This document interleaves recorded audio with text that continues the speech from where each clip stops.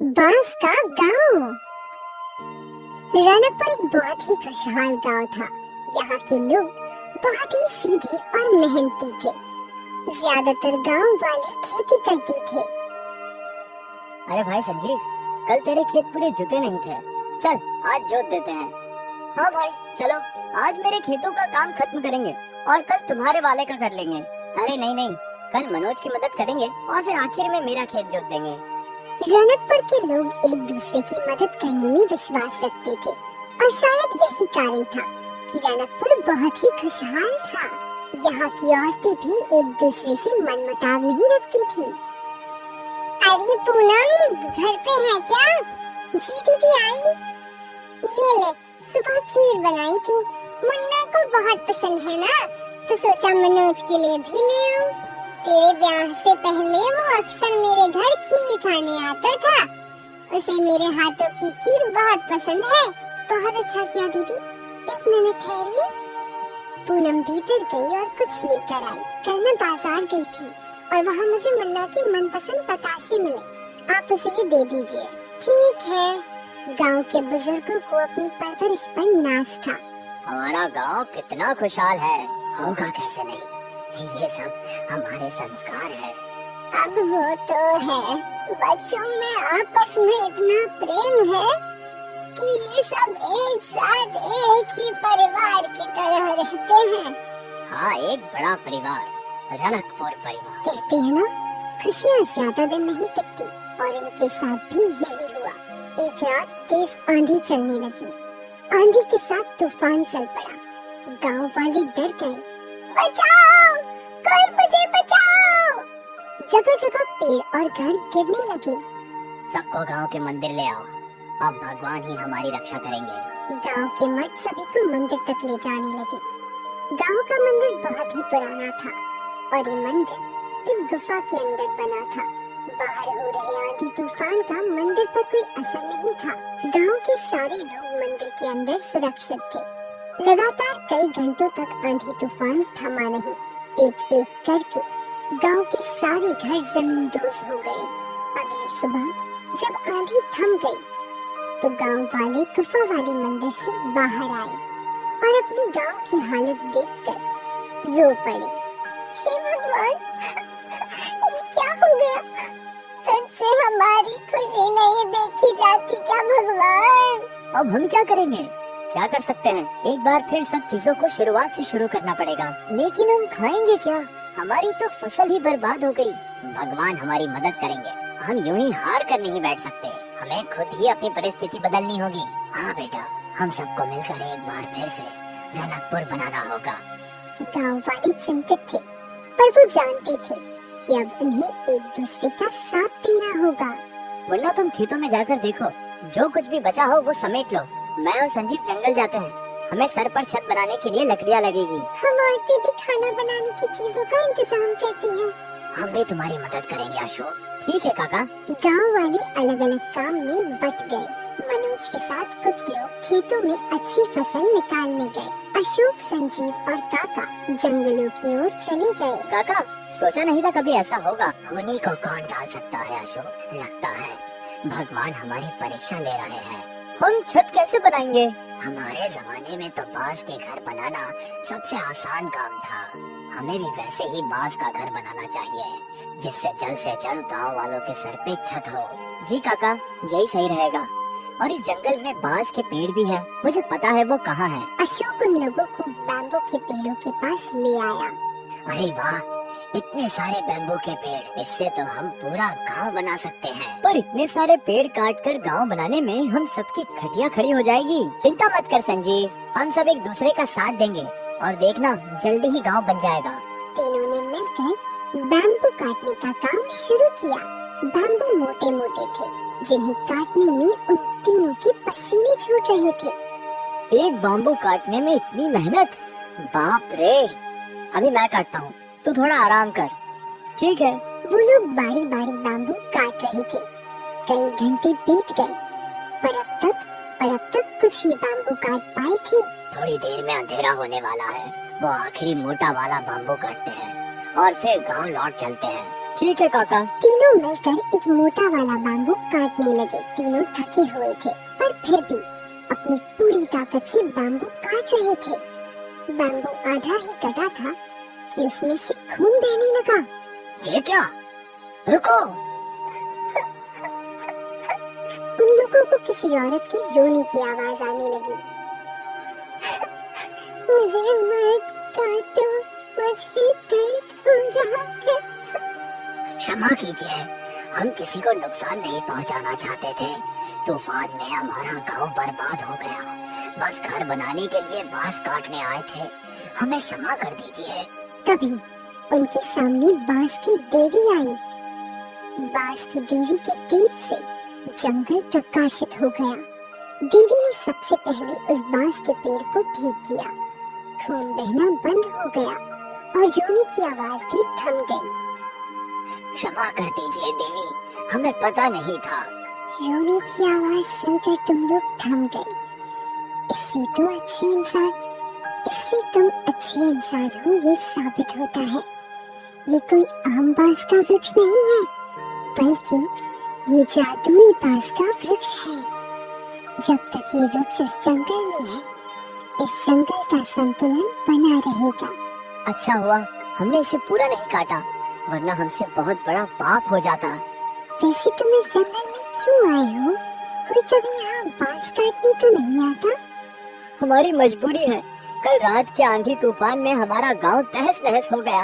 रहने के लिए सर पर अब छत नहीं है, इसलिए हम बांस की लकड़ियां लेने यहाँ आए थे। मैं तुम्हारी ये समस्या सुलझा सकती हूँ।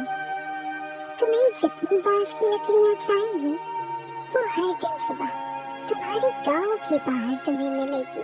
पर तुम्हें मुझे एक वचन देना होगा कि तुम इस जादुई बांस के पेड़ और इस जंगल के रहस्य के बारे में किसी को नहीं बताओगे। हम वचन देते हैं। तीनों ने बांस की देवी को वचन दिया और वहाँ रखी बांस उठाकर अपने गांव लौट आए। अगली सुबह जब वो उठे तो गांव के बाहर ही ढेर सारी बांस की लकड़ियाँ थी। इतनी तो हम भी नहीं काट सकते थे। धन्यवाद बांस की देवी। और फिर गांव वाले मिलकर बांस से घर बांधने लगे। सभी लोग एक दूसरे की सहायता कर रहे थे। ये लो दादी माँ, तुम्हारा घर तैयार है। भगवान तुम लोगों का हमेशा भला करे बेटा। एक एक करके सभी के घर तैयार हो गए। गांव वाले बहुत खुश थे। सोचा नहीं था कि समस्या से इतनी जल्दी उभर पाएंगे हम। ये सब सारे गांव वालों की मेहनत से हुआ है। उस दिन गांव वालों ने उत्सव मनाया और फिर अपने अपने घर में जाकर सो गए। रात को फिर से तेज आंधी बहने लगी और तूफान भी लौट आया। हे भगवान, ये क्या अनर्थ कर रहा है? एक बार फिर हमें बेघर करना चाहती हो क्या? हे भगवान, क्या ये बांस के घर इस आंधी तूफान को झेल पाएंगे? मुखिया जी ने घर से बाहर झांका तो बाहर तो तेज आंधी तूफान थी, पर बांस के घर को कुछ नहीं हो रहा था। ये कैसे संभव है?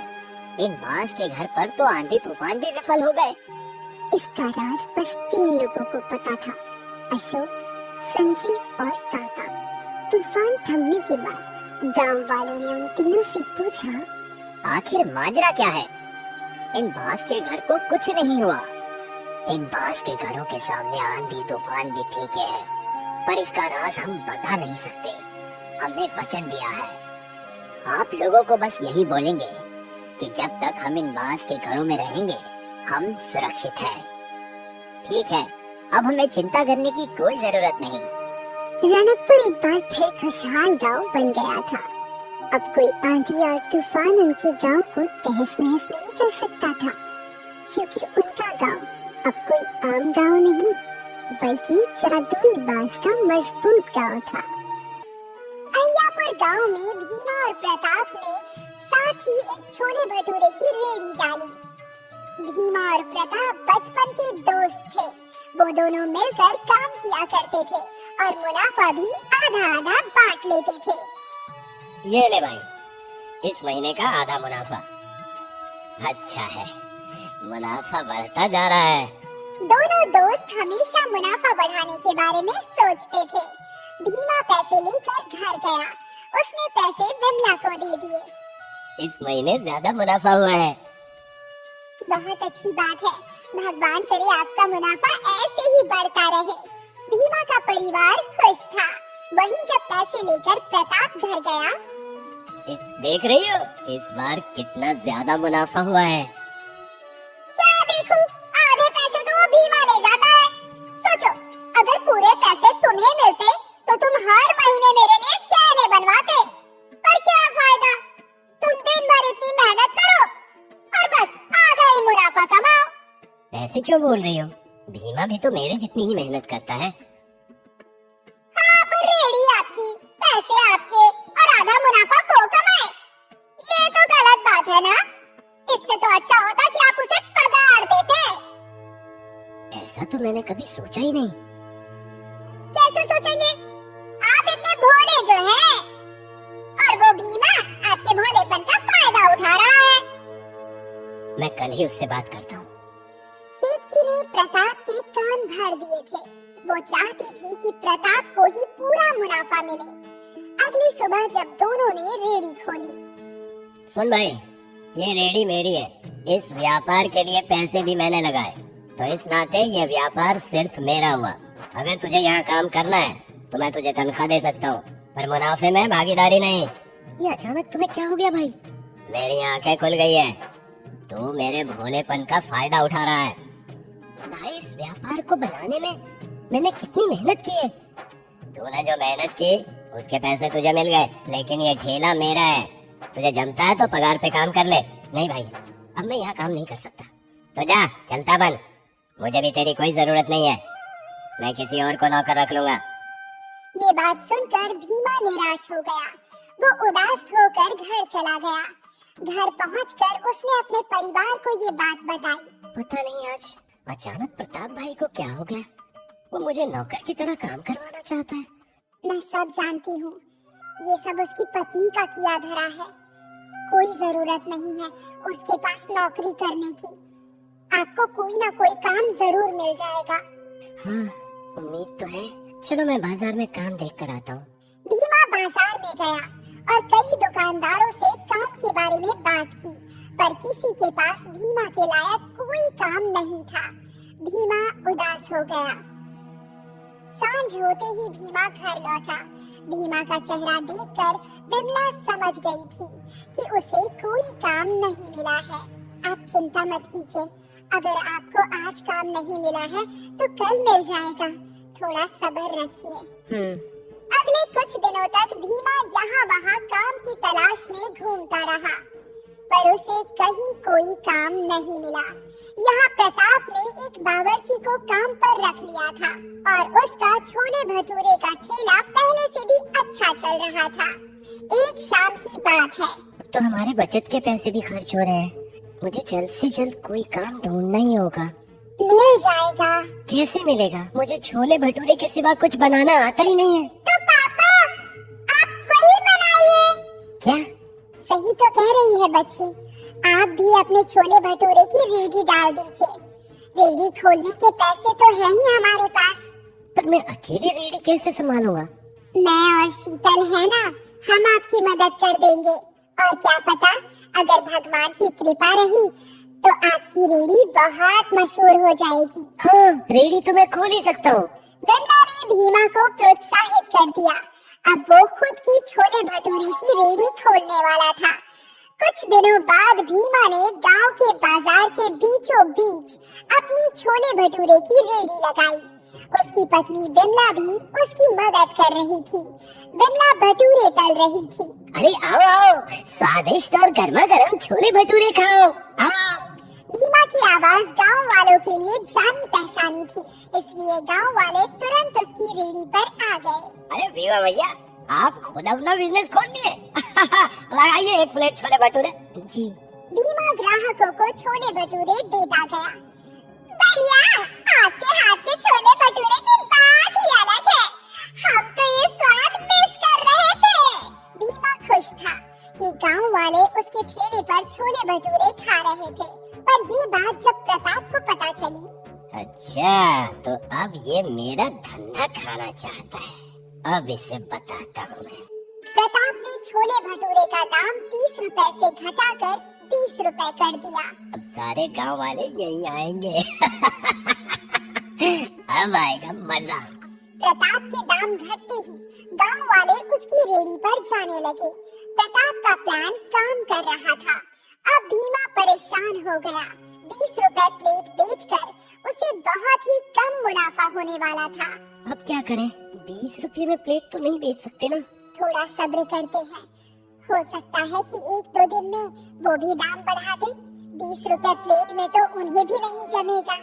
हाँ, हो सकता है। वैसे भी गांव वालों को मेरे हाथ के छोले भटूरे पसंद हैं, तो वो यहाँ जरूर आएंगे। भीमा ने दाम नहीं घटाए और इस वजह से भीमा के ठेले पर बहुत कम ग्राहक आ रहे थे। भीमा और विमला परेशान थी। ऐसे ही 1 हफ्ता बीत गया और उनकी कुछ खास कमाई नहीं हुई थी।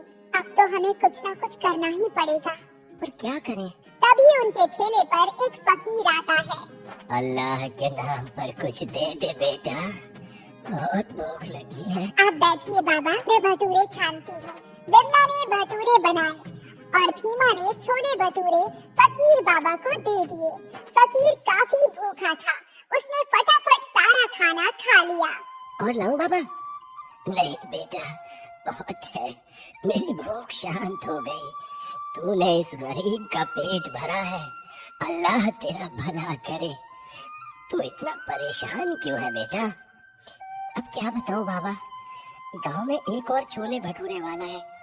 उसने छोले भटूरे का दाम घटा दिया और सारे गांव वाले वहीं जा रहे हैं। मुझे लग रहा है ये धंधा बंद करना पड़ेगा बाबा। चिंता मत कर, ऐसा कुछ नहीं होगा।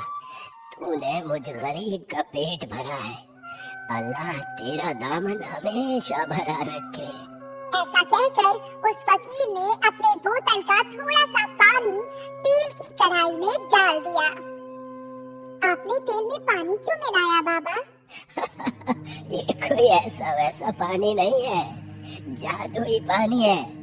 अब से तू जो भी इस कढ़ाई में बनाएगी उसका आकार बड़ा हो जाएगा। विमला ने एक भटूरा तेल में डाला और डालते ही वो भटूरा कढ़ाई जितना बड़ा हो गया। हे भगवान! इससे तेरी सारी परेशानियां सुलझ जाएगी बेटा। अल्लाह मालिक, मैं चलता हूँ।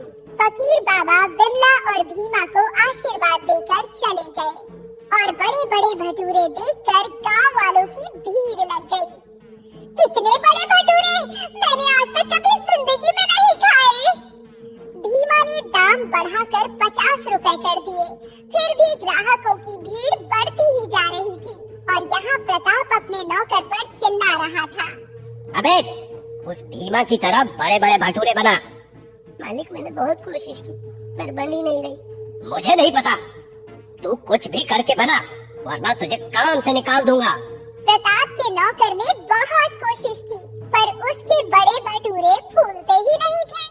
धीरे धीरे प्रताप के ठेले पर ग्राहक कम हो गए और भीमा के ठेले पर बहुत ग्राहक बढ़ गए। दूर दूर से लोग भीमा के बड़े छोले भटूरे खाने आने लगे। भीमा मशहूर हो गया और अमीर भी। अब उसके दोनों बच्चे इंग्लिश मीडियम स्कूल में पढ़ाई कर रहे थे।